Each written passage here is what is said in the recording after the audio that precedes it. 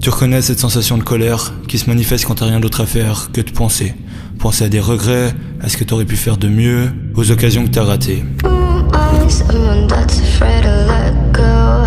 Et d'un coup, cette colère se transforme en volonté de se rattraper, de changer le monde, d'inspirer. Cette volonté qui allume une flamme en toi, qui t'anime et qui te donne envie de tout casser. Cette flamme, en réalité, te suit déjà depuis tout petit, mais ne se manifeste que plus tard. Lorsqu'elle s'allume, elle donne du sens à ta vie. Tu sais ce que tu veux et tu te mets à travailler pendant des jours, des semaines, des mois, peut-être même des années, et c'est là que tout se complique. Alors qu'au début, la flamme qui brûlait en toi ne faisait que grandir, petit à petit, elle se met à diminuer. Sur ton chemin, tu rencontres la frustration, la haine, les doutes, le manque de motivation, et ta flamme diminue toujours plus. Jusqu'à ce moment où t'es totalement découragé, tu ne veux plus rien faire, t'es abattu. Cette phase est normale, et elle est très difficile à accepter. Mais on l'a déjà tous connue.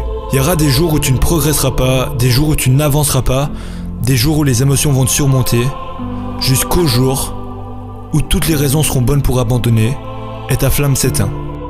T'as fait des sacrifices, t'as persévéré, t'as travaillé plus que n'importe qui pour réussir, mais malgré tout, le résultat attendu ne se montre pas. Les gens se mettent à te juger, tu te rends compte que tu t'isoles, même ton propre entourage se retourne contre toi et ne comprend pas pourquoi tu fais tout ça pour rien, comme ils le disent. Et le pire, c'est que petit à petit, tu te mets à y croire. Regarde-moi bien dans les yeux. Je te laisse 10 secondes pour réparer cette erreur, te souvenir de pourquoi t'as commencé, pour raviver cette flamme qui en réalité ne s'est jamais complètement éteinte, pour croire en toi, en tes objectifs, en tes rêves, et te remettre au travail.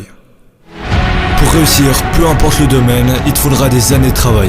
Plus t'es ambitieux, plus ce sera long avant d'avoir le potentiel et les connaissances requises pour atteindre tes objectifs.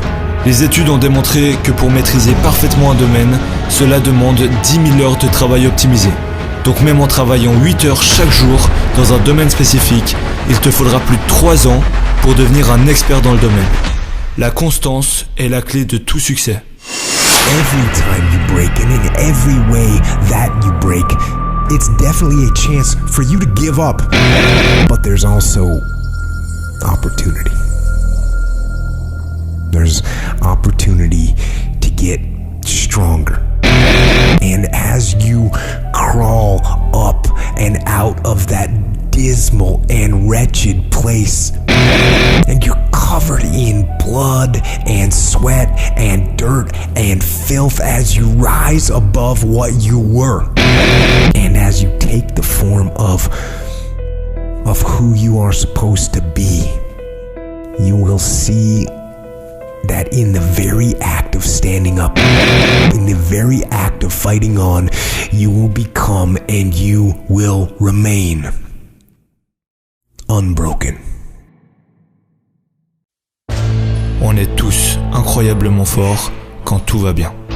On est tous capables d'avancer et de persévérer quand il n'y a aucun obstacle à franchir.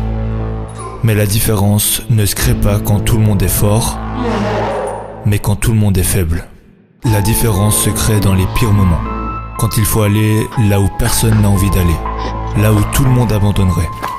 C'est à ce moment précis que tu vas devoir persévérer, passer par-dessus les doutes, les obstacles, les critiques, les peurs, parce que c'est aussi à ce moment-là que t'es le plus près de ton but. Si t'as de grands rêves, il faut que tu comprennes que pour apprendre, il faut essayer. Et pour essayer, il faut oser. La confiance en soi passe par l'expérience, et l'expérience passe par des moments de doute. Alors lance-toi et ose te perdre, car sans te perdre, tu ne trouveras jamais le chemin qui te mènera au succès.